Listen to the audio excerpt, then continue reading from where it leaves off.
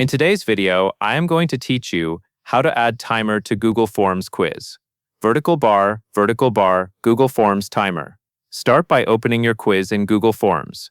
You can use an existing quiz you have already built, or a new blank form.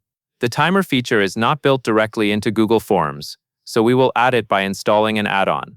In the top right area of your form editor, click the menu for additional options, then select Get Add-ons.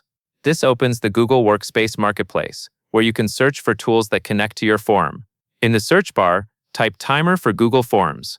When you see the add-on called Timer for Google Forms trademark, click it to open the listing. Take a moment to confirm you are selecting the correct tool, since similar names can appear in search results.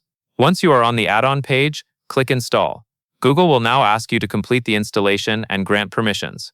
Follow the prompts to sign into your Google account if needed, then click Continue through the permission screens so the add-on can attach to your form. These permissions are required for the timer to work properly with your quiz. After the installation finishes, click Done to close the confirmation window. Now return to your Google form. Again, go to the top right menu area and open Settings. Inside Settings, look for the section where add-ons and related options appear. Find and select Timer for Google Forms trademark so you can access its configuration. Next, move to the Questions area of your form.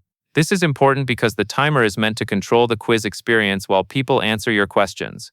As you work, make sure your questions are already set the way you want, because timed quizzes feel more structured when the content is finalized.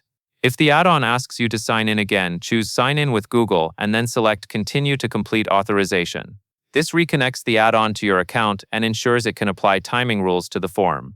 Once you are signed in and the add-on is available in your form settings, your timer add-on is installed and ready to be used for your quiz timing setup.